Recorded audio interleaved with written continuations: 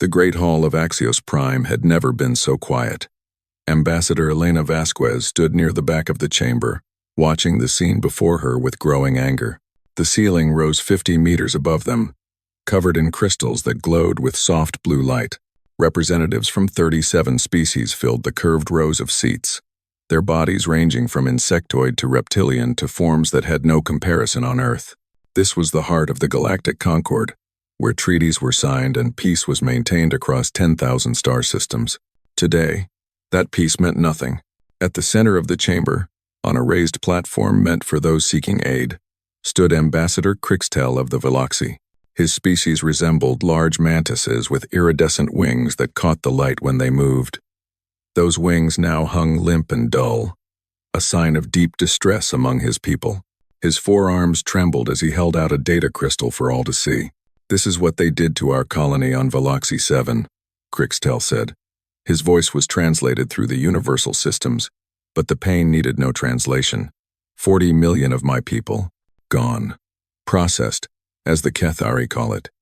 They strip our bodies for biological compounds. They melt our cities for raw materials. They leave nothing behind but ash and silence." The holographic display activated, showing images that made Elena look away. She had seen war. She had seen death. But this was something else entirely. The Kethari Dominion did not simply conquer, they consumed. "The Kethari fleet moves toward our homeworld," Crixtel continued. "Kiros has 12 billion souls. Our engineers, our artists, our children. In 6 standard weeks, they will arrive. We cannot stop them alone." He looked around the chamber, his compound eyes reflecting the faces of those he addressed. "We have been loyal members of this Concord for 300 years. We have honored every treaty. We have given aid to 17 species in times of crisis. Now we ask for aid in return." Elena watched the other ambassadors. She saw them shift in their seats. She saw them avoid eye contact. She already knew what was coming, and it made her sick. The Arthani ambassador rose first. His species were tall and thin, with silver skin and 4 eyes arranged in a diamond pattern. They were known throughout the galaxy as warriors, their fleet second only to the Torvan Federation in size. "The Arthani Collective sympathizes with the Veloxy," he said, his voice smooth and practiced. "However, we must consider the broader implications of conflict with the Kethari Dominion. They control 17 systems and possess resources we cannot match. Direct intervention would risk our own people." He paused, spreading his hands in a gesture that was probably meant to seem helpless. "We vote against military action. We encourage diplomatic solutions." Diplomatic solutions. Elena almost laughed. The Kethari did not negotiate. They announced their intentions and then they carried them out. Everyone in this room knew that. The Silmeri representative spoke next. Her species resembled tall, slender humanoids with skin that shifted colors based on their emotions. Right now, it was a pale, nervous yellow. "The Silmeri Science Coalition must protect our research stations," she said. "Our fleet is designed for defense, not offense. We lack the capability to project force across such distances. We vote against intervention and offer our condolences to the Veloxy people." One by one, they rose. The Torvan Federation, the largest military power in the Concord, claimed that their defense treaties did not technically cover offensive action against the Kethari. The Morvath hegemony stated that their internal politics prevented foreign deployment. The Crystalline Accord, the Broken Moons Alliance, the Temporal Observers, every one of them found reasons, excuses, carefully worded explanations for why they could not help. Elena counted the votes. 36 against. Only humanity had not spoken. Crixtel watched his hopes die with each vote. His wings had stopped moving entirely now. When the final count was read, he did not react. He simply stood there, as if he had already left his body behind. "The motion for military intervention is denied," the Concord speaker announced. "The Galactic Concord offers humanitarian assistance to Veloxy refugees. And, no." Elena did not realize she had spoken until every eye in the chamber turned toward her. She was already walking forward, past the rows of silent ambassadors. Toward the central platform, her boots echoed on the polished floor. "Ambassador Vasquez," the speaker said, "humanity has not been recognized to speak. Then recognize me now, Elena replied. She climbed the steps to stand beside Krixtel. The Veloxi ambassador looked at her with confusion in his alien eyes. My government did not send me here to watch good people die while we debate procedure. The Kethari ambassador laughed. Elena had almost forgotten he was there, lurking in the shadows at the edge of the chamber. His species were massive, nearly 3 meters tall, with armored plates covering their bodies and faces that seemed designed to inspire fear. His name was Warlord Thexaran, and he commanded the fleet that would soon turn Kairos into a graveyard. The human speaks, Thexaran said. How touching. Your species has what, 40 warships in this entire sector? You could not defend a single moon against our armada. 47, Elena corrected him. And you would be surprised what we can do when we are motivated. The warlord's laughter faded. Is this a threat, human? Elena turned to face the chamber. She looked at the Arthani ambassador, at the Silmari, at all of them. Her voice was calm but carried to every corner of the hall. 300 years ago, my species faced extinction. A plague swept through our colonies, and we begged the older races for help. Medical knowledge, supplies, anything. Do you know what they told us? She paused. They told us we were not strategically valuable. They told us the resources could not be spared. They told us they were sorry. Silence. 60 million humans died in the next decade. We survived anyway. We learned to save ourselves because no one else would save us, and we swore that we would never become like those who abandoned us. Elena looked directly at the Arthani ambassador. We would never find excuses while innocence burned. She turned back to Krixtel. The Veloxi ambassador stared at her with something she had not seen in his eyes before. Hope. The United Human Federation will honor its treaties with the Veloxi people, Elena announced. We will deploy every ship we can spare to the defense of Kairos. We will stand beside our friends, and we will fight. The chamber erupted. Ambassadors shouted, some in protest, some in disbelief. The speaker called for order. Through it all, Warlord Thexaran walked slowly toward the central platform. You condemn your species to death, he said. Your 47 ships against 3,000. This is not courage. It is stupidity. Elena met his eyes without flinching. Maybe, but at least we will die with our honor intact. Can you say the same for everyone in this room? The silence that followed was deafening. Elena saw shame on some faces, anger on others, but most simply looked away. Thexaran leaned close, his voice dropping to a whisper that only Elena and Krixtel could hear. I will enjoy watching your people scream. Human, I will make sure you live long enough to see your fleet burn, and then I will personally deliver your head to your homeworld as a warning. Elena smiled. It was not a friendly smile. You talk a lot for someone who has never fought humans before. Ask around. The older races have stories about us, stories they do not like to tell. The warlord turned and strode from the chamber. His guards followed, their armored feet shaking the floor. Elena watched him go. When she turned back to the assembly, her voice was steady. The Galactic Concord has made its choice. Humanity has made ours. We ask nothing from any of you. We expect nothing. She looked at each ambassador in turn. But know this. When the histories are written, they will remember who stood and who hid. They will remember who honored their words and who broke them. And they will remember that when every race abandoned the Veloxi, humanity said, then we war alone. She stepped down from the platform and walked toward the exit.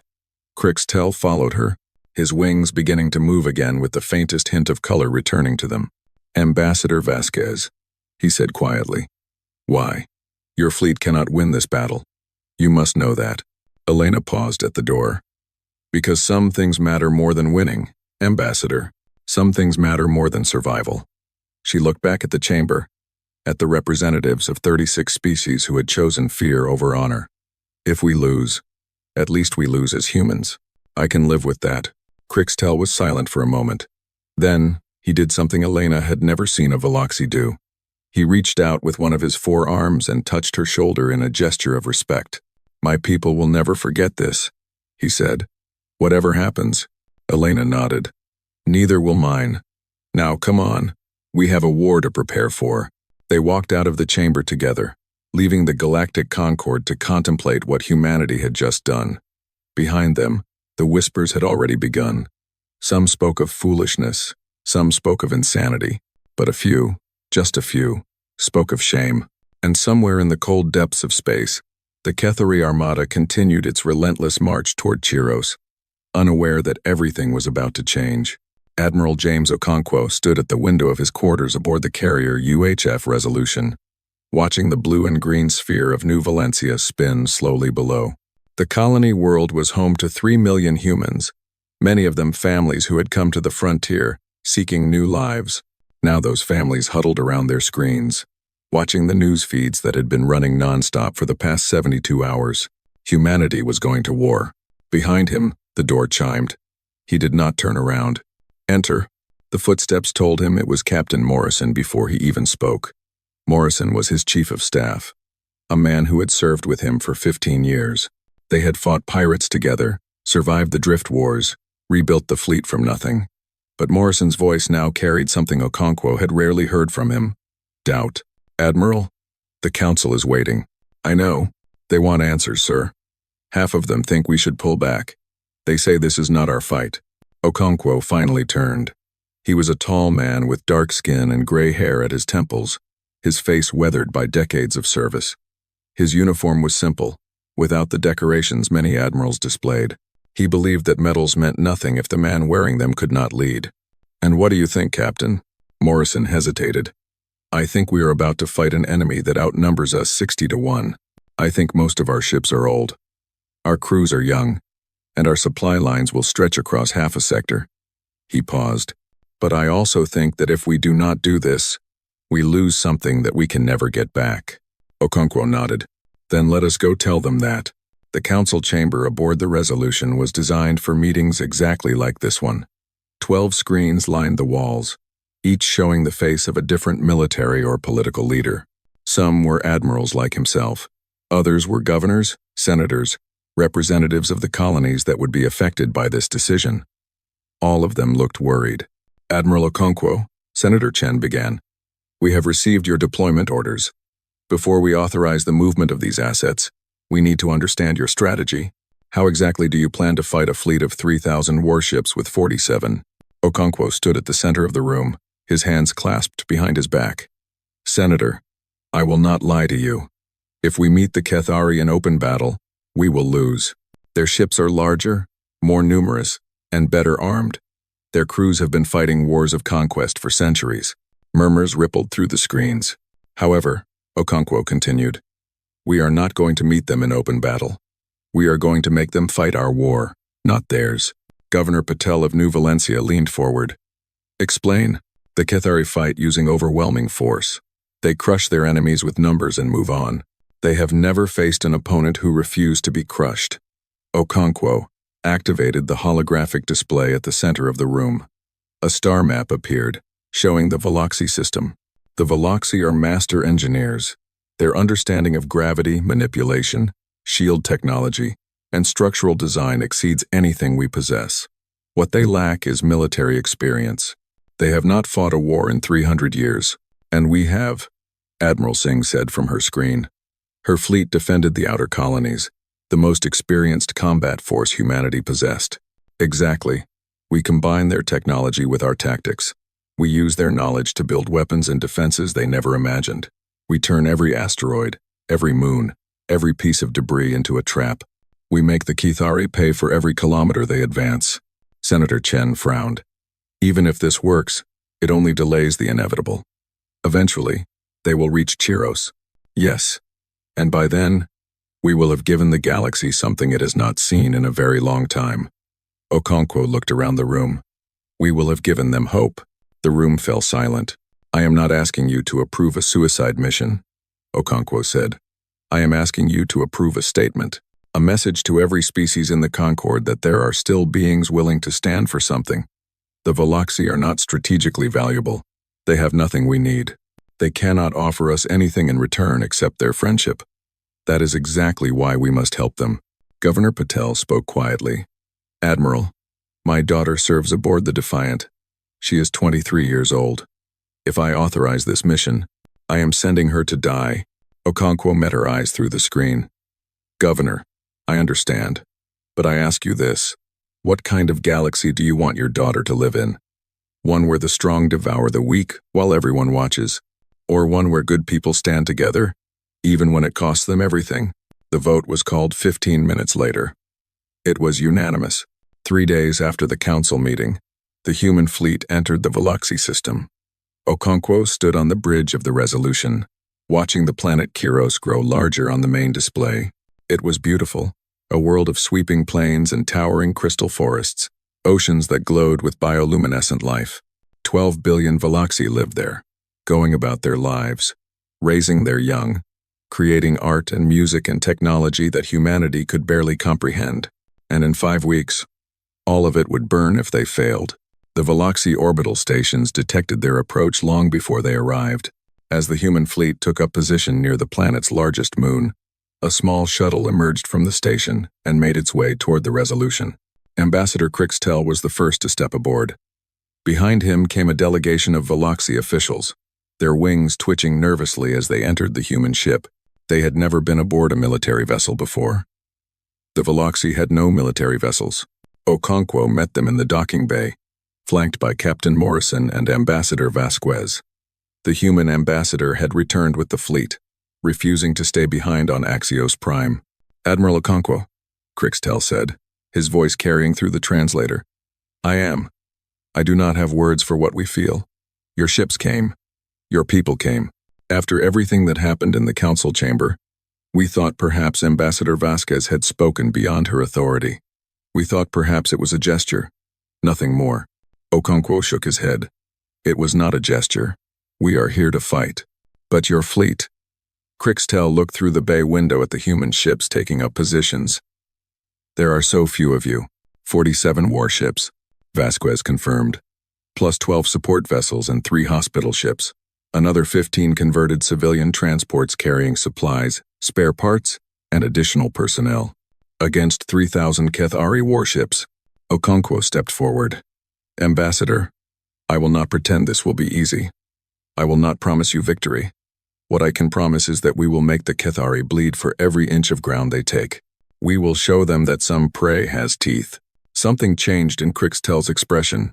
His wings, which had been dull and still, began to shimmer with color. "Admiral, there is something you should see. Come with me to the surface. I wish to introduce you to someone." 2 hours later, Okonkwo stood in a chamber deep beneath the crystal forests of Chiros. The walls were covered with displays showing technical readouts he could not begin to understand. Machines hummed with power, and Veloxy engineers moved between them with quiet purpose. At the center of it all sat the Queen Mother of the Veloxy people. She was ancient, her carapace faded to pale silver, her wings too fragile to carry her anymore. But her eyes burned with fierce intelligence as she studied the human admiral standing before her. "You came," she said. Her voice was soft but carried throughout the chamber. "When all others abandoned us, you came." Okonkwo bowed his head in respect. "Your Majesty, humanity remembers what it means to be alone. We will not leave your people to face this darkness by themselves." The Queen Mother was silent for a long moment. Then she gestured to the displays around them. "Admiral, my people have not fought a war in 3 centuries, but we have not been idle. We knew this day might come. We knew that eventually, a predator would decide we were worth consuming." She activated one of the displays, showing schematics that made Okonkwo's breath catch in his throat. "We have prepared. We simply lacked the courage to use what we built. We lack warriors to wield these weapons." Okonkwo studied the designs. Gravity distortion fields that could tear ships apart. Shield generators that could withstand bombardment from a dozen capital ships. Missile systems that used the same technology to accelerate projectiles to near light speeds. "Your Majesty," he said slowly, "why did you not show these to the Concord?" "Because the Concord would have feared us. They would have demanded we disarm. They would have called us a threat to peace." Her wings rustled weakly. "So we waited. We hoped we would never need them. We hoped the galaxy would protect us if the worst happened. And the galaxy failed you. Yes, but you did not." The Queen Mother rose slowly from her seat, supported by 2 attendants. She crossed the chamber to stand directly before Okonkwo. Despite her frail body, her presence filled the room. "Admiral, I am giving you access to everything we have built. Our weapons, our shields, our technology. Take it, learn it, use it against the monsters who would devour my children." Okonkwo felt the weight of what she was offering.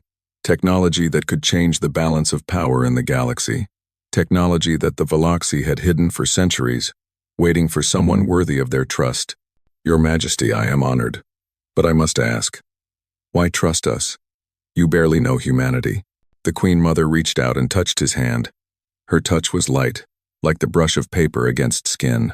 Because you came when no one else would. Because you chose to stand beside us when you could have stayed safe. Because when the entire galaxy told you that we were not worth saving, you answered. Then we war alone. She smiled, an expression Okonkwo had not known Veloxi could make. That is all I need to know about your species, Admiral. That is everything. Okonkwo looked at the displays, at the weapons that could give them a fighting chance, at the engineers who were already preparing to share their knowledge with human technicians. Then let us begin, he said. We have 5 weeks to prepare for war, and I intend to make the Kethari regret ever hearing the name humanity. Outside, the first Kethari scout ships appeared at the edge of the system. The clock had started. The first wave came at dawn, Chiros time. Lieutenant Sarah Chen sat in the cockpit of her fighter, watching her display fill with red dots. Each dot was a Kethari warship.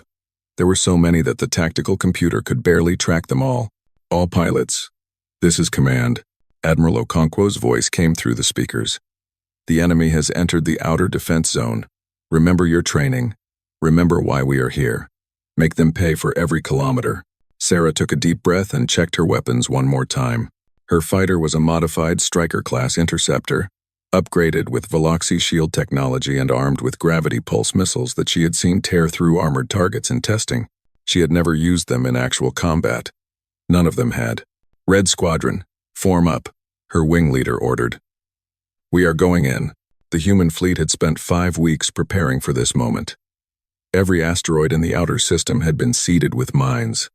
Every moon had been converted into a fortress. The Veloxi engineers had worked alongside human technicians day and night, building weapons that neither species could have created alone. Now they would see if it was enough. The Kethari advance force consisted of 200 warships, the tip of the spear that would clear the path for the main fleet. They moved in perfect formation, confident in their numbers, expecting nothing more than token resistance. They were wrong. The first Kethari cruiser hit a gravity mine and crumpled like paper. Its hull collapsed inward as the localized gravity field crushed it into a dense ball of metal and flesh. A second ship tried to evade and flew directly into a minefield that had been invisible to their sensors. Sarah watched 8 more ships die in the first 30 seconds. The Kethari formation scattered, their discipline breaking as captains tried to navigate through a killing field they had never imagined. All fighters, weapons free. The command came. Hit them while they are confused. Sarah pushed her throttle forward and dove into the chaos. Combat was nothing like the simulations. The simulations were clean, orderly, predictable. Real battle was fire and noise and the constant terror that the next explosion would be her own ship. She fired her missiles at a Kethari destroyer, watched them slam into its shields, watched those shields flicker and die under the gravity pulse impact. Her wingman followed up with conventional weapons, and the destroyer broke apart. 1 kill. Dozens more ships surrounded her. The battle raged for 3 hours. Human fighters darted through the Kethari formation like insects attacking a beast, stinging and retreating, drawing the enemy deeper into the minefields. The carrier Resolution held back, coordinating the defense, launching wave after wave of fighters to replace those that fell. And they did fall. Sarah watched friends die. She heard their voices cut off mid-sentence as their ships exploded. She kept fighting because stopping meant dying, and dying meant failing the Veloxi who were counting on them. By the time the Kethari advance force retreated, they had lost 93 ships. The humans had lost 8 fighters and 1 destroyer. It was a victory, but everyone knew it was only the beginning. Warlord Thexaran stood on the bridge of his command ship, the Devourer of Worlds, and watched the battle reports with growing fury. His advance force had been bloodied by a handful of primitive ships. His captains were sending messages filled with excuses and requests for guidance. None of them had expected this. The humans have technology they should not possess, his tactical officer reported. Our sensors cannot detect their minefields. Their weapons ignore our shields. This is not consistent with our intelligence. Thexaran slammed his fist against the command console. Then our intelligence was wrong. Find out what they are using and counter it. Warlord. That may take time. The technology appears to be Veloxi in origin. They have combined their engineering with human tactics. The Veloxi are insects. They have no military capability. It appears they have been hiding certain developments. Thexaran turned to face the tactical officer. His eyes burned with cold rage. Then we will take those developments from them, along with their world, their people, and everything they have ever built. Deploy the main fleet. All 3,000 ships. I want nothing left alive in that system. Warlord, should we wait for reinforcements? Given the unexpected resistance. No.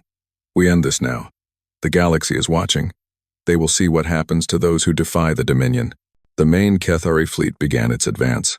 Admiral Okonkwo knew they were coming. The scout ships that had been watching the edge of the system reported the movement, counting ships until the numbers became meaningless. 3,000 warships, moving in a formation that stretched across millions of kilometers. He stood on the bridge of the Resolution and spoke to every ship in his fleet. All hands, this is Admiral Okonkwo. The enemy main force is approaching. Our minefields are spent. Our element of surprise is gone. They know what we can do now, and they are coming anyway. He paused, looking at the faces around him. Young faces, scared faces, but also determined faces. They had chosen to be here. I will not lie to you. The next few days will be the hardest any of us have ever faced. Many of us will not survive. But I want you to remember something. Remember why we came here. Remember that 12 billion innocent beings are counting on us to give them time. Time to evacuate. Time to hide. Time to survive. He looked at the main display, at the wall of red approaching his tiny fleet. We cannot defeat them, but we can hold them. We can make them bleed. We can show the galaxy that humanity does not abandon its friends, and we can give the Veloxi a chance. He straightened his shoulders. All ships, battle stations. May God have mercy on our enemies, because we will not. The second battle began at the edge of Kiros's orbital defense zone. This time, there was no confusion, no scattered formations. The Kethari came in a solid wall of steel and fire, overwhelming the remaining minefields with sheer numbers. Human ships dove into the fray, knowing they could not win, fighting anyway. The Resolution took its first hit within minutes. A glancing blow that destroyed 2 deck sections and killed 40 crew members. Okonkwo ordered damage control teams to the affected areas and kept fighting. There was no choice. Lieutenant Chen was back in her fighter, exhausted after only 4 hours of sleep, flying into the largest battle humanity had ever fought. She shot down 3 Kethari interceptors in the first engagement and nearly died when a destroyer's weapons battery tracked her across the void. Only a last-second roll saved her life. Around her, ships burned. The destroyer, Defiant, Governor Patel's daughter's ship, rammed a Kethari cruiser that had broken through the line, destroying both vessels. The crew had time to launch 6 escape pods. Sarah watched as Kethari fighters destroyed 4 of them. All fighters, fall back to secondary positions.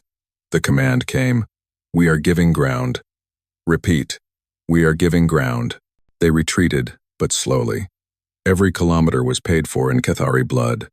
Every hour bought was another hour for Veloxi transports to flee the planet, carrying refugees to hiding places in the outer system. On the surface of Kiros, the Queen Mother watched the battle through the planet's sensor arrays.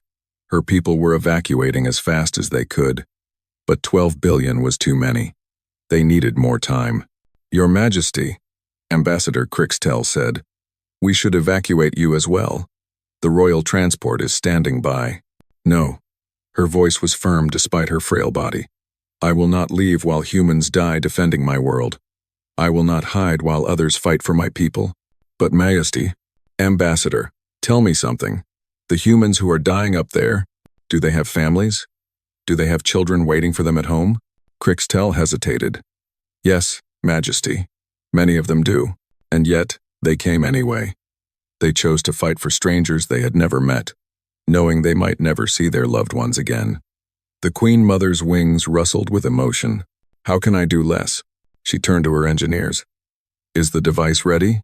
The chief engineer stepped forward, his wings trembling. Majesty, we have completed construction, but the power requirements. If we use it, The entire planetary grid will fail. The defense shields will fall. We will be exposed. How long will it take the Kethari to reach the surface after the shields fall? Perhaps 2 hours. The Queen Mother looked at the battle display. The human fleet was being pushed back, but slowly. So slowly. They were buying time with their lives. Then we will use those 2 hours wisely. Prepare the device. Wait for my command. The battle raged for 3 days. By the end of the first day, humanity had lost 12 ships. By the end of the second, 23. By the end of the third, only 19 human warships remained operational, surrounded by the wreckage of hundreds of Kethari vessels. But for every Kethari ship destroyed, 5 more took its place. Admiral Okonkwo had not slept in 50 hours. His uniform was stained with smoke and blood from wounded crew members he had helped carry to medical. The Resolution had taken 17 direct hits and was being held together by emergency force fields and the sheer stubbornness of its crew. "Admiral," Captain Morrison said, "they are preparing another assault. Their main battle line is moving forward." Okonkwo looked at the display. His fleet was positioned in front of Chiros's final defense line, the orbital platforms that protected the planet itself. Behind them, the planet glowed with the lights of 1 billion Veloxi still waiting for evacuation. "How many transports have escaped?" "Approximately 3 billion souls, sir. Another 5 billion are in transit. 4 billion remain on the surface. 4 billion lives depending on him." Okonkwo closed his eyes for a moment, feeling the weight of that number. "Then we hold. Whatever it takes." Lieutenant Chen was on her 4th fighter. The first 3 had been destroyed, each time forcing her to eject and be recovered by rescue ships that were themselves running out of space for survivors. She was running on stimulants and adrenaline, her body aching, her hands shaking on the controls. But she kept flying. They all did. In the distance, she saw a human cruiser, the Unconquerable, taking hit after hit from a Kethari battleship. Its engines were gone, its weapons were failing, and its captain was steering it directly into the battleship's path. "Unconquerable, this is command. Abort your attack run. Repeat, abort and evacuate." The captain's voice came back, calm and steady. "Negative, command. No time for evacuation. All hands have transferred to the forward sections. We are going to take that bastard with us." Sarah watched the cruiser slam into the Kethari battleship at full speed. The explosion was visible across the entire battlefield. When the light faded, both ships were gone. "All ships." Admiral Okonkwo's voice came through the speakers. "That was the Unconquerable. Remember her. Remember them all." The Kethari advance paused for nearly an hour after that. Their ships held position, perhaps reconsidering the humans they had dismissed as weak. Then they came again, and the humans held. Across the galaxy, other races watched the feeds from Chiros. They saw the tiny human fleet standing against the tide. They saw ships ramming into enemies. They saw pilots flying into certain death to protect strangers. And somewhere in that watching galaxy, something began to change. Commander Velthron of the Arthani Collective stood on the bridge of his cruiser, the Silver Dawn, and watched the battle feeds from Chiros with growing shame. Around him, his crew worked in silence, their silver faces reflecting the light from the displays that showed humanity dying. 3 days. 3 days the humans had held against impossible odds. Their fleet was nearly destroyed. Their carriers were burning. Their fighters were down to a handful of pilots who had somehow survived long enough to keep flying. And still they fought. "Commander," his tactical officer said quietly, "the collective has ordered us to maintain patrol routes. We are not to interfere in the Chiros engagement." "I heard the orders, sir. If we deviate from our patrol, I know the consequences." Velthron turned to face his bridge crew, 23 Arthani who had served with him for years, who had trained for combat they had never been allowed to fight. He saw the same conflict in their eyes that burned in his chest. "The collective says this is not our war," he said. "The collective says we must protect ourselves first. The collective says the Veloxi are not worth the risk." He paused. "I say the collective is wrong." Silence fell across the bridge. 300 years ago, the humans faced extinction. We had the medicine to save them. We chose not to share it. 60 million humans died because we decided they were not valuable enough to help. Velthron's voice grew harder. "Now I watch their children die defending people we abandoned, people we promised to protect." He turned back to the main display, where a human destroyer was breaking apart under Kethari fire, its escape pods launching even as weapons continued to strike it. I will not stand by any longer. I will not watch good beings die while I follow orders that shame my ancestors. He looked at his crew. If any of you wish to leave, I will not stop you. Take the shuttles and return to collective space. Tell them I went mad. Tell them I forced you. But I am going to Kiros, and I am going to fight. No one moved toward the shuttles. His weapons officer, a young Arthani named Kiraven, spoke first. Commander, my grandfather served on the relief ships that refused to help the humans. He told me about it before he died. He said it was the greatest shame of his life. She straightened in her seat. I will not carry that same shame. Where you go, I follow. One by one, the bridge crew voiced their agreement. Not because they expected to survive, not because they thought they could make a difference, but because some things mattered more than orders. Velthron felt something he had not felt in years. Pride in his people. Set course for Chiros. Maximum speed. The Silver Dawn turned away from its patrol route and jumped toward the Veloxy system. Behind it, 2 more Arthani cruisers followed, their commanders having heard Velthron's broadcast and made the same choice. News of the defection spread quickly. Within hours, it had reached every corner of the Galactic Concord. On the Silmari homeworld, the Science Coalition was in session when the message arrived from Chiros. Dr. Thelsana, head of the Weapons Research Division, listened to the reports with growing horror. The humans were dying, and they were dying to protect technology that the Silmari had helped create through years of scientific exchange. We gave them nothing, she said to her colleagues. We voted against intervention. We offered condolences and empty words, and now they use the science we shared with the Veloxy to buy time with their blood. The coalition speaker shook his head. The humans made their choice. We are scientists, not warriors. We are cowards. Thelsana stood, her skin flushing red with anger. We have the shield frequency data that could help their ships survive. We have the sensor algorithms that could detect Kethari stealth attacks. We have knowledge that could save lives, and we hoard it while beings die. Sharing that data would be seen as an act of war against the Kethari. Then let it be seen. She walked toward the exit. I am transmitting everything I have to the human fleet. Any of you who still have conscience, join me. 17 scientists followed her out of the chamber. By nightfall, encrypted data packets were streaming toward Kiros, carrying technical secrets that the Silmari had guarded for centuries. Across the galaxy, the tide of shame was rising. Admiral Okonkwo received the first transmission with exhausted disbelief. 3 Arthani cruisers were inbound, their commanders declaring that they stood with humanity. Silmari scientists were sending technical data that could improve their shields by 30%. And the messages kept coming. Admiral, Captain Morrison said, his voice cracking with fatigue. We are receiving docking requests from... Sir, the computer says there are 47 vessels approaching our position. None of them are Kethari. Identify them. They are, sir. They are from everywhere. Torvan merchant ships armed with mining lasers.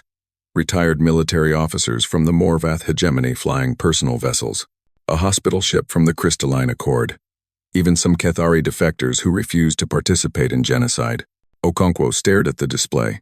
Ships were appearing from every direction, not fleets but individuals, captains who had watched the battle and refused to stay silent any longer. They were small, poorly armed, untrained for combat. Most of them would die in their first engagement, and still they came. Open a channel to all approaching vessels, Okonkwo ordered. When the connection was established, he spoke to beings from dozens of species who had traveled across the stars to join a fight they could not win. This is Admiral Okonkwo of the United Human Federation. I see you, all of you, and I want you to know something. His voice grew thick with emotion he did not bother to hide. When humanity stood alone, you could have stayed safe. You could have watched from far away and told yourselves it was not your problem. Instead, you chose to come here. You chose to fight beside us. He paused, gathering himself. I will not ask you to throw your lives away. Many of you have no combat experience. Your ships are not designed for battle. But if you are willing, I will find a place for every one of you. Medical ships, we need you desperately. Armed vessels, form up with our fighter wings. Transport ships, help evacuate the Veloxy, who are still waiting. He looked around his battered bridge, at the crew who had fought for 3 days without rest. Welcome to the Battle of Chiros. Fall in line and follow our lead. Today, we are not humans and Arthani and Silmari and all the rest. Today, we are simply those who refused to stand by while innocence burned. He closed the channel. Captain Morrison was staring at him with something like wonder. Sir, I never thought. Neither did I, Captain, neither did I. The reinforcements arrived just as the Kethari launched their largest assault yet. Warlord Thexaran had grown impatient with the delay, enraged by the losses his fleet had suffered. He ordered 500 warships to attack simultaneously, determined to finally break through the human line and reach Chiros. But the line was no longer just human. The 3 Arthani cruisers took up positions on the flanks, their weapons carving through Kethari fighters with precision that came from centuries of warrior tradition. The Torvan merchant ships surprised everyone, including themselves, by using their mining lasers to cut through the weak points in Kethari armor that the Silmari data had identified. Even the hospital ship from the Crystalline Accord served a purpose, its presence allowing damaged ships to transfer wounded crew instead of fighting with injured personnel. And something changed in the battle. The Kethari had expected to crush broken defenders. Instead, they found themselves fighting an enemy that grew stronger with each passing hour. Ships they had never seen before appeared on their flanks. Weapons they could not counter struck from unexpected angles. The neat, orderly conquest they had planned became chaos. Lieutenant Chen, flying her 5th fighter of the battle, found herself alongside an Arthani pilot she had never met. They did not speak the same language, could barely communicate through hastily programmed translation software, but they flew together as if they had trained together for years, covering each other, protecting each other, killing Kethari together. When her new wingman ship was hit and he was forced to eject, Sarah dove through enemy fire to cover his escape pod until a rescue shuttle could reach him. Later, she would learn his name was Velchris, and he was Commander Velthron's nephew. Later, she would stand beside him at the memorial for the fallen and call him brother, but in that moment, all she knew was that they were in this together, and that was enough. On the bridge of the Devourer of Worlds, Warlord Thexaran watched his beautiful conquest turn into a nightmare. More ships kept arriving from across the galaxy, not enough to match his fleet but enough to slow his advance, to inflict losses he could not afford, to make his victory hollow even if he achieved it. Warlord, his tactical officer said nervously, we have lost 473 vessels. The humans, and their allies, show no signs of retreating. Then we continue the attack. Warlord, at this rate, we will achieve victory but with fewer than 1,000 ships remaining. Our supply lines are overextended. If another power were to attack our holdings while our fleet is depleted. Thexaran turned on the officer with murder in his eyes. Are you suggesting we retreat? No, Warlord. I am suggesting we need reinforcements. There are no reinforcements. Every ship we have is already here. Thexaran looked at the battle display, at the stubborn defense that refused to break. We committed everything to this campaign because we believed it would be easy. We believed the galaxy would do what it always does. Watch and do nothing. He slammed his fist into the display, shattering it. We were wrong. And now we must finish this before more ships arrive. Order all remaining vessels to attack. Full assault. We break through their line or we die trying. The tactical officer paled but transmitted the order. The final assault of the 4th day began. On Chiros, the Queen Mother watched the battle feeds and made her decision. The human fleet and their unexpected allies were failing. The Kethari had committed everything, and their numbers would eventually prevail. Another hour, perhaps 2, and the defense would collapse. It was time. Activate the gravity pulse generator, she ordered. Her engineers hesitated. Majesty, once we fire, we cannot fire again. The power grid will be destroyed. The planetary shields will fall. I know. Do it. The device had taken 300 years to build, hidden beneath the crystal forests, powered by the planet's core. It was designed for exactly this moment, for the day when the Veloxi faced extinction and had nothing left to lose. The Queen Mother watched the charging sequence begin. Admiral Okonkwo, she transmitted. This is the Queen Mother of the Veloxi. I am about to give you an opportunity. Please do not waste it. In space, the gravity pulse generator fired. The effect was invisible but devastating. A wave of distorted gravity swept through the Cathari formation, tearing ships apart, throwing others into chaotic spirals, shredding the organized attack into a scattered mess of vessels fighting just to stay alive. Nearly 200 Cathari warships were destroyed in seconds. On the bridge of the Resolution, Admiral Okonkwo saw the opening. "All ships," he ordered. "Attack. Everything we have. Now." The Cathari fleet was in chaos. Ships tumbled through space, their crews fighting to regain control. Communication channels overflowed with panicked voices. The perfect formation that had been advancing toward Chiros was now a scattered collection of damaged vessels, their captains struggling to understand what had just happened. Admiral Okonkwo did not give them time to recover. "All ships, maximum attack," he ordered. "Target their command vessels first. Take out their leadership and they will break." The combined fleet surged forward. Humans, Arthani, Torvan, Silmari, and a dozen other species flew together into the heart of the Cathari formation. They were still outnumbered, still outgunned, but the enemy was reeling, and momentum had shifted. Lieutenant Chen led her wing of mixed fighters toward a Cathari battleship that was trying to restore order to a section of the fleet. Its captain was transmitting commands, rallying damaged ships, attempting to reform a defensive line. She could not let that happen. "All fighters, follow me in. Focus on their communication arrays." They dove through a storm of defensive fire, losing 2 ships in the first pass, 3 more in the second. But their missiles found their targets. The battleship's communication systems went dark, and the ships around it fell into confusion. Across the battlefield, similar attacks were succeeding. The combined fleet struck at any vessel attempting to coordinate the defense, silencing voices, cutting connections, turning the Cathari armada into thousands of isolated ships fighting alone. On the bridge of the Devourer of Worlds, Warlord Texaron watched his empire die. His tactical displays were useless, filled with static and conflicting reports. His communication officers could not reach half the fleet. His captains were retreating without orders, breaking formation, some even jumping to hyperspace in an attempt to escape, and still the enemy came. "Warlord," his first officer said, "we must withdraw. The fleet is lost. If we retreat now, we can save perhaps 1,000 ships." "No." Texaron's voice was cold. "I will not retreat from primitives and insects." "Warlord, please." I said no. He turned to his helm officer. "Take us forward, directly toward the human carrier. If I am to die today, I will take their admiral with me." The Devourer of Worlds began its final charge. Admiral Okonkwo saw the massive command ship coming. It was 4 times the size of the Resolution, armed with weapons that could tear his carrier apart in seconds, and it was heading straight for him. "Admiral," Captain Morrison said, "we should fall back. Let the fleet handle it. We cannot. Look at what is happening." Morrison looked. Across the battlefield, the Cathari retreat was accelerating. Ships were fleeing in every direction, their will to fight shattered by the gravity pulse and the relentless attacks that followed.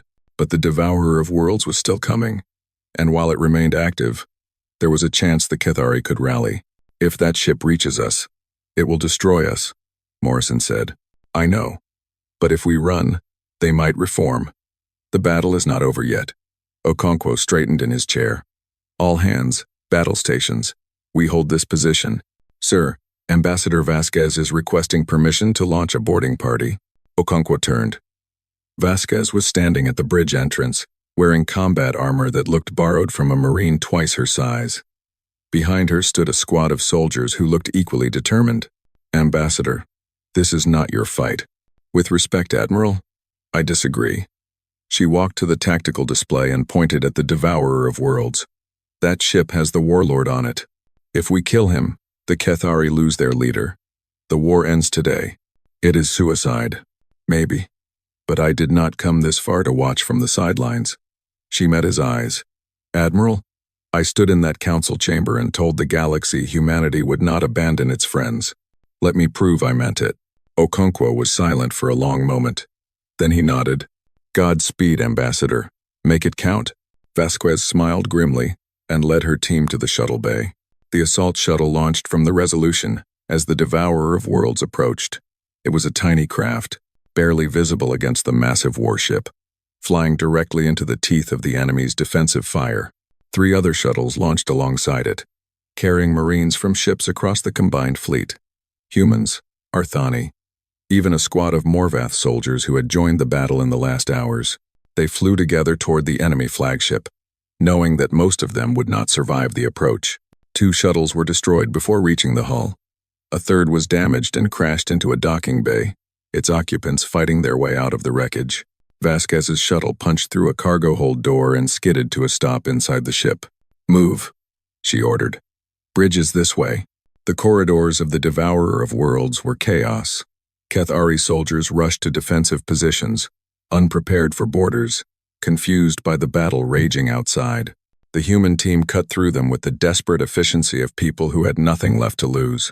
Vasquez led from the front, her training from years of diplomatic security coming back in ways she had never expected. She killed 3 Cathari with her sidearm, picked up a dropped rifle when her ammunition ran out, kept moving toward the bridge. They reached the command level with half their team still standing. The doors to the bridge were sealed, guarded by the warlord's personal guard. "Breach charges," Vasquez ordered. "Take them down." The explosion threw the doors open. Vasquez was the first through. Warlord Thexaran stood at the center of his bridge, his personal guard dead around him, his officers fleeing to the corners of the room. He was enormous, nearly 3 meters tall, his armored body covered with the marks of decades of conquest. In his hand, he held a weapon that glowed with barely contained energy. "Human," he said, "I remember you. The ambassador, who spoke so bravely in the council chamber. I remember you too." Vasquez raised her rifle. "Surrender. Your fleet is broken. Your war is lost." Thexaran laughed. It was not a pleasant sound. "Lost? Perhaps, but I can still take you with me. I can still destroy your precious carrier. I can still make you pay for the humiliation you have caused. You could try, or you could accept reality." Vasquez stepped closer, her weapon never wavering. "Your captains are already fleeing. Your fleet has lost more than 2,000 ships. Your empire is watching this battle, and they are seeing their warlord fail. What do you think happens when you return home defeated?" Something flickered in Thexaran's eyes. "Fear, perhaps, or calculation. Your people will demand answers," Vasquez continued. "They will want to know why you threw away their greatest fleet against primitives and insects. They will want someone to blame." She paused. "Or you could end this now. Order your remaining ships to withdraw. Take what you have left and go home. Tell your people the cost was too high. Save what remains of your power. You would let me live. I would let you leave. What happens after that is not my concern." Thexaran was silent for a long moment. The sounds of battle continued outside, the ship shuddering under repeated impacts. His empire was crumbling around him, and they both knew it. Finally, he lowered his weapon. "You have won, human. For now." He activated his communication system with a gesture. "All Cathari vessels, this is Warlord Thexaran. Cease fire and withdraw. Repeat, cease fire and withdraw. The campaign is over." Vasquez kept her rifle trained on him as he gave the orders. She did not trust him. She never would. But she understood him. In a way, he was a survivor, and survivors knew when to cut their losses. The shooting stopped. Across the battlefield, Cathari ships began to disengage. They turned away from the combined fleet, away from Kiros, away from the blood and fire of the last 4 days. One by one, they jumped to hyperspace, leaving behind the wreckage of their ambitions. On the bridge of the Resolution, Admiral Okonkwo watched them go. "Sir," Captain Morrison said, his voice cracking with exhaustion and emotion. "They are retreating. All of them." Okonkwo closed his eyes. He thought about everyone they had lost, the ships that had rammed into enemies, the pilots who had flown into certain death, the crews who had fought until their last breath so that others might live. "Contact the surface," he said quietly. "Tell the Queen Mother it is over." On Kiros, the Queen Mother received the news in her chamber beneath the crystal forests. The planetary power grid was dead. The shields had fallen. If the Cathari had broken through, her world would have been defenseless. But they had not broken through. Humanity had held the line. She wept, something Veloxi rarely did, as the reports came in. 8 billion of her people had escaped to safety during the battle. 4 billion remained on the planet, alive because of the sacrifice of beings they had never met. "Ambassador Crixtel," she said, "I wish to speak with Admiral Okonkwo and with Ambassador Vasquez. Bring them to me when they are able." "Yes, Majesty." The ceremony took place 3 weeks later, after the wounded had been treated and the dead had been honored. It was held in the great square of the Valoxy capital, beneath the crystal spires that caught the light of their twin suns. Representatives from 30 species attended. Many of them had fought at Chiros. Others had watched from afar and now came to pay their respects. The Galactic Concord, so quick to abandon the Valoxy, now fell over itself to celebrate the victory. Admiral Okonkwo stood beside Ambassador Vasquez as the Queen Mother addressed the crowd. 4 days ago, we faced extinction, she said. The galaxy had abandoned us.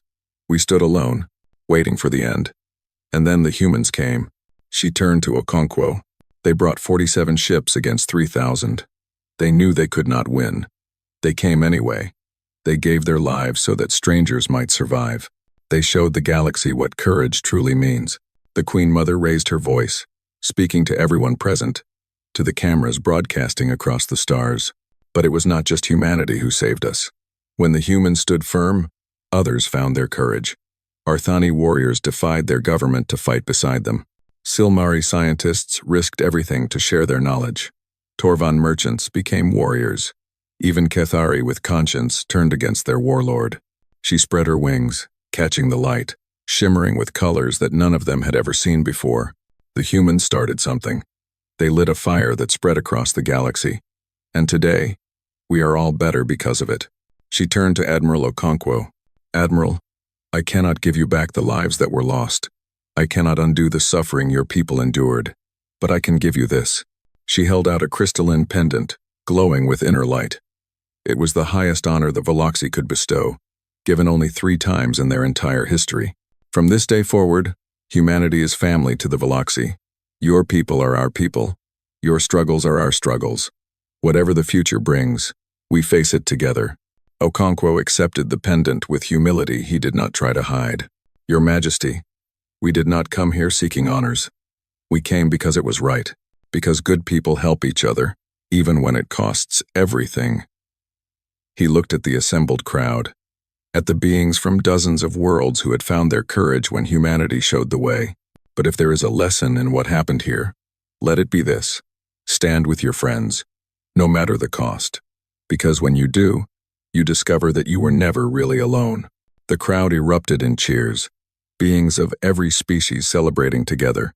On a hill overlooking the square, Lieutenant Chen stood beside Valkyris, the Arthani pilot she had saved during the battle. They did not speak the same language. They had nothing in common except 4 days of fighting side by side. But when he reached out and took her hand, she understood. "Brothers," she said, using the Arthani word she had learned. "Brothers," he agreed. They watched the celebration together, 2 veterans of a battle that would be remembered for 1,000 years. Behind them, a monument was being constructed. It would list every name of every being who had fought at Chiros, from every species who had answered the call. At the top, carved in letters visible from orbit, were the words that would become the motto of a new galactic era. They came when no one else would. The galaxy would never be the same.